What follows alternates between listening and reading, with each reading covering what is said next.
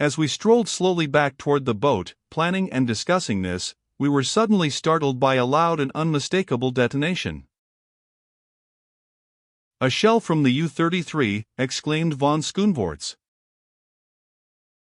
"What can be after signifyin'?" queried Olsen. "They are in trouble," I answered for all, "and it's up to us to get back to them.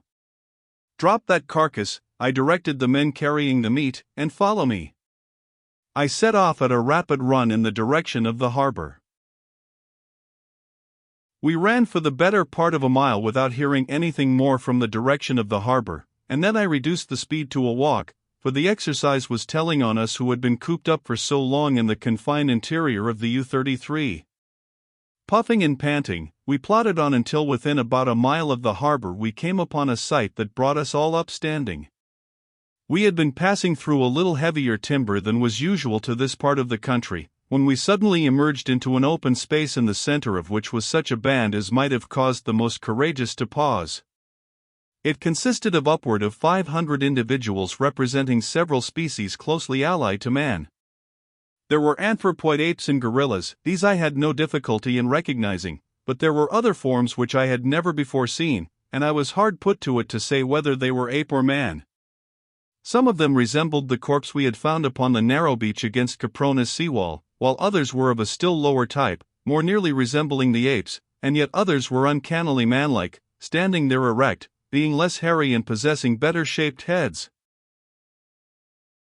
There was one among the lot, evidently the leader of them, who bore a close resemblance to the so-called Neanderthal man of La Chapelle aux Saints.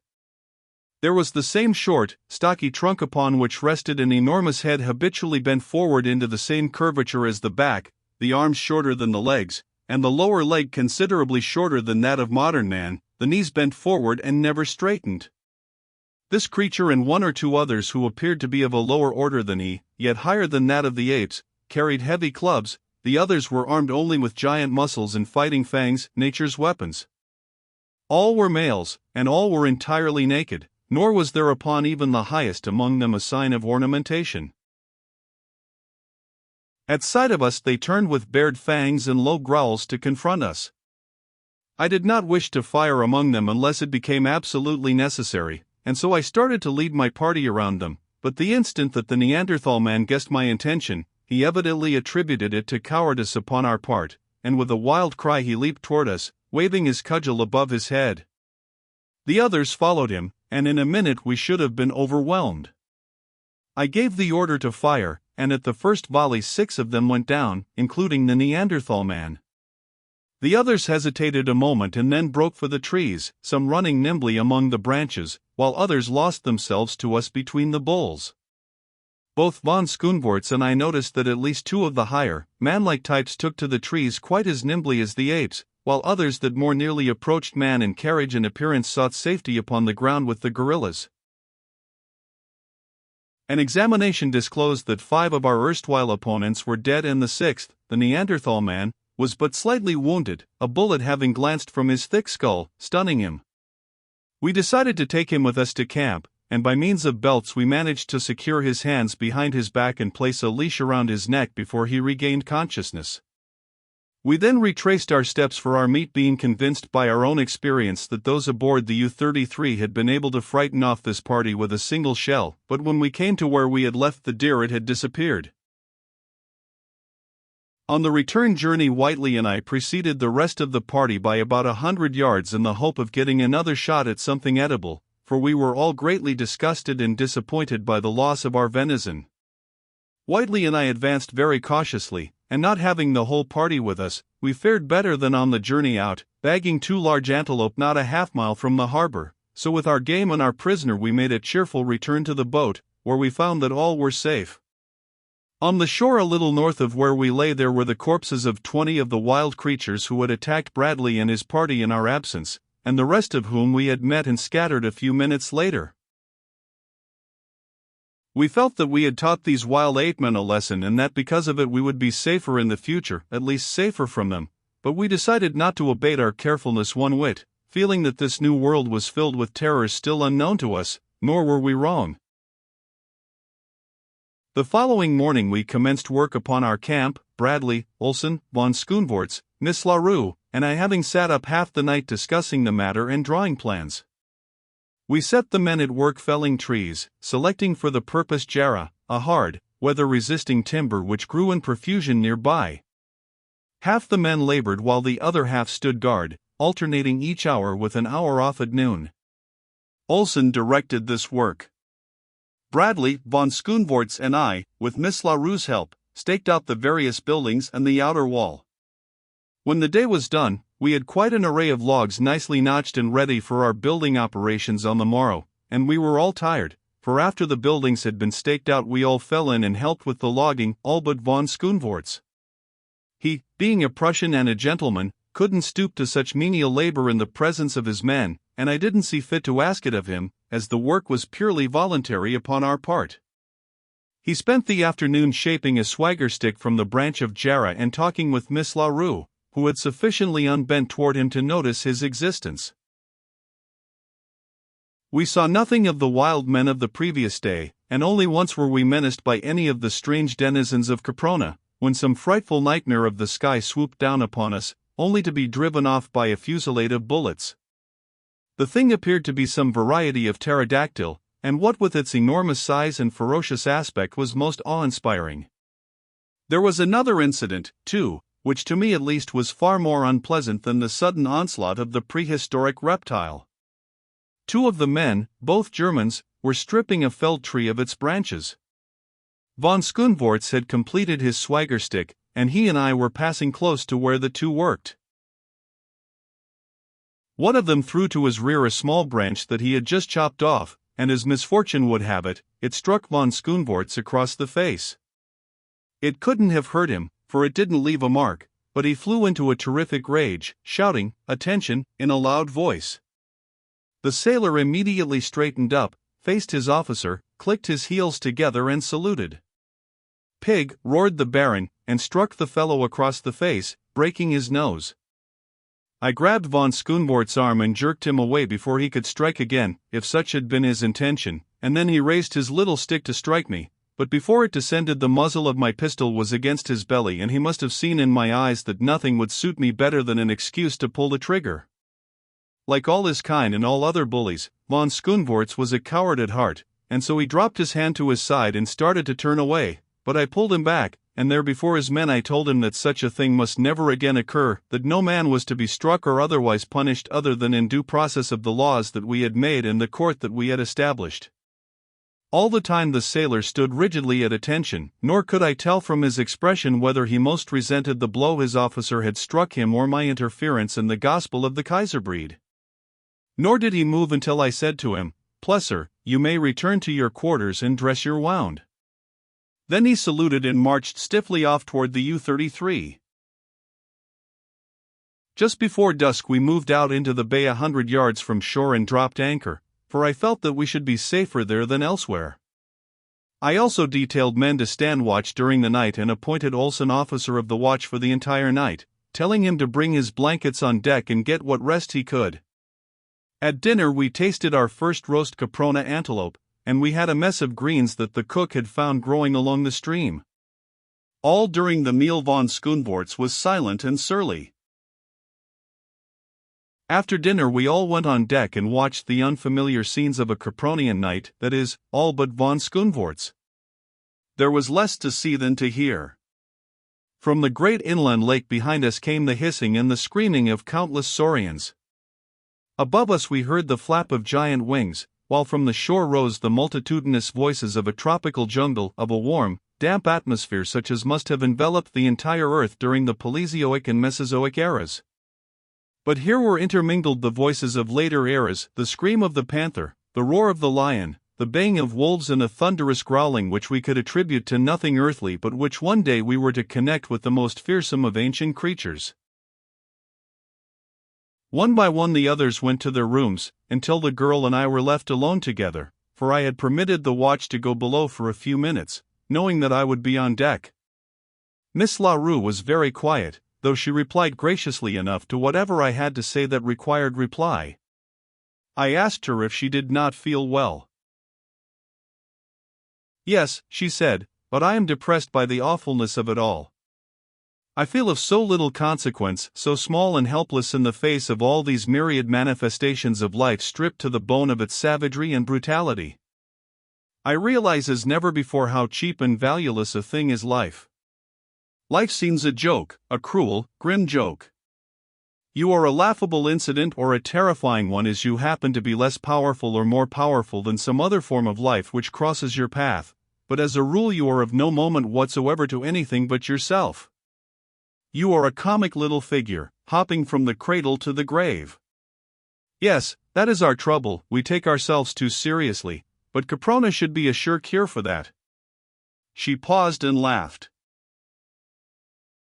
You have evolved a beautiful philosophy, I said. It fills such a longing in the human breast. It is full, it is satisfying, it is ennobling. What wondrous strides toward perfection the human race might have made if the first man had evolved it and it had persisted until now as the creed of humanity. I don't like irony, she said, it indicates a small soul. What other sort of soul, then, would you expect from a comic little figure hopping from the cradle to the grave? I inquired. And what difference does it make, anyway, what you like and what you don't like? You are here for but an instant, and you mustn't take yourself too seriously. She looked up at me with a smile. I imagine that I am frightened and blue, she said, and I know that I am very, very homesick and lonely. There was almost a sob in her voice as she concluded. It was the first time that she had spoken thus to me.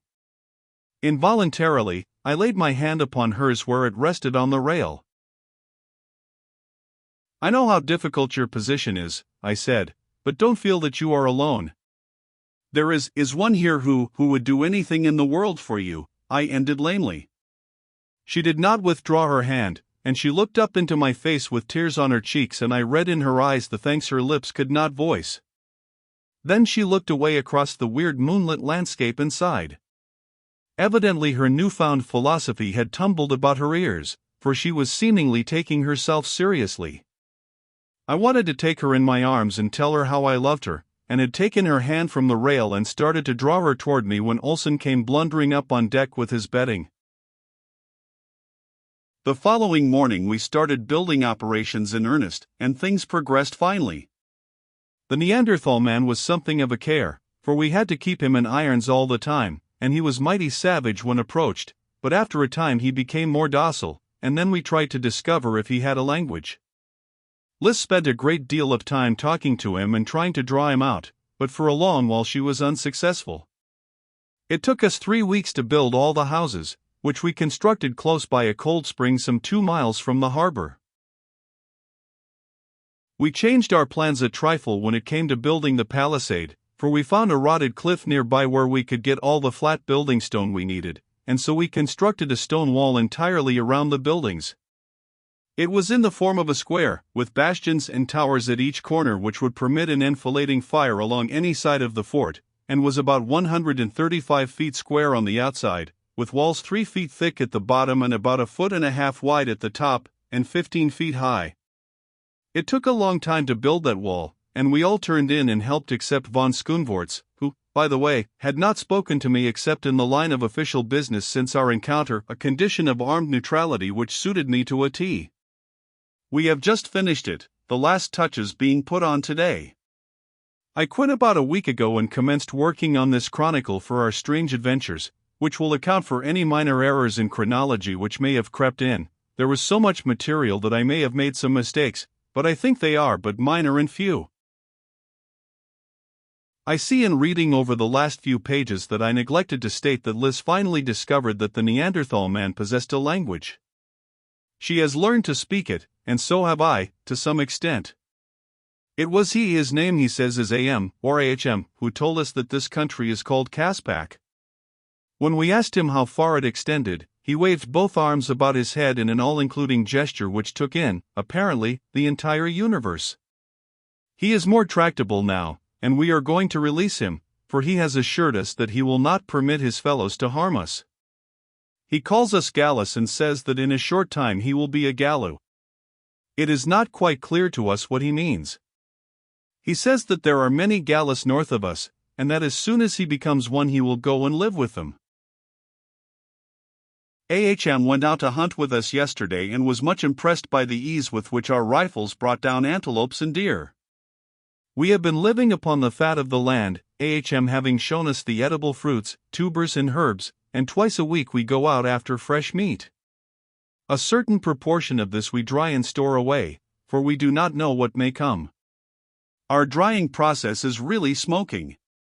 We have also dried a large quantity of 2 varieties of cereal which grow wild a few miles south of us. One of these is a giant Indian maize, a lofty perennial often 50 and 60 feet in height, with ears the size of a man's body and kernels as large as your fist. We have had to construct a second storehouse for the great quantity of this that we have gathered. September 3, 1916, 3 months ago today the torpedo from the U-33 started me from the peaceful deck of the American liner upon the strange voyage which has ended here in Caspak. We have settled down to an acceptance of our fate, for all are convinced that none of us will ever see the outer world again. AHM's repeated assertions that there are human beings like ourselves in Caspak have roused the men to a keen desire for exploration. I sent out one party last week under Bradley. AHM, who is now free to go and come as he wishes, accompanied them. They marched about 25 miles due west, encountering many terrible beasts and reptiles and not a few man-like creatures whom AHM sent away. Here is Bradley's report of the expedition. Marched 15 miles the first day, camping on the bank of a large stream which runs southward. Game was plentiful and we saw several varieties which we had not before encountered in Caspak. Just before making camp we were charged by an enormous woolly rhinoceros, which Plesser dropped with a perfect shot. We had rhinoceros steaks for supper. AHM called the thing ATIS. It was almost a continuous battle from the time we left the fort until we arrived at camp. The mind of man can scarce conceive the plethora of carnivorous life in this lost world, and their prey, of course, is even more abundant. The second day we marched about 10 miles to the foot of the cliffs. Passed through dense forests close to the base of the cliffs. Saw man-like creatures and a low order of ape in one band, and some of the men swore that there was a white man among them. They were inclined to attack us at first, but a volley from our rifles caused them to change their minds. We scaled the cliffs as far as we could, but near the top they are absolutely perpendicular without any sufficient cleft or protuberance to give hand or foothold. All were disappointed, for we hungered for a view of the ocean and the outside world. We even had a hope that we might see and attract the attention of a passing ship. Our exploration has determined one thing which will probably be of little value to us and never heard of beyond Caprona's walls. This crater was once entirely filled with water. Indisputable evidence of this is on the face of the cliffs. Our return journey occupied 2 days and was as filled with adventure as usual. We are all becoming accustomed to adventure. It is beginning to pall on us. We suffered no casualties and there was no illness. I had to smile as I read Bradley's report. In those 4 days he had doubtless passed through more adventures than an African big game hunter experiences in a lifetime, and yet he covered it all in a few lines. Yes, we are becoming accustomed to adventure. Not a day passes that one or more of us does not face death at least once. AHM taught us a few things that have proved profitable and saved us much ammunition, which it is useless to expend except for food or in the last recourse of self-preservation. Now when we are attacked by large flying reptiles we run beneath spreading trees, when land carnivora threaten us, we climb into trees, and we have learned not to fire at any of the dinosaurs unless we can keep out of their reach for at least 2 minutes after hitting them in the brain or spine, or 5 minutes after puncturing their hearts. It takes them so long to die. To hit them elsewhere is worse than useless, for they do not seem to notice it, and we had discovered that such shots do not kill or even disable them. September 7, 1916, much has happened since I last wrote. Bradley is away again on another exploration expedition to the cliffs. He expects to be gone several weeks and to follow along their base in search of a point where they may be scaled. He took Sinclair, Brady, James, and Tippett with him.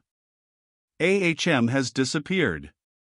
He has been gone about 3 days, but the most startling thing I have on record is that von Schoenvorts and Olsen, while out hunting the other day, discovered oil about 15 miles north of us beyond the sandstone cliffs. Olsen says there is a geyser of oil there, and von Schoenvorts is making preparations to refine it.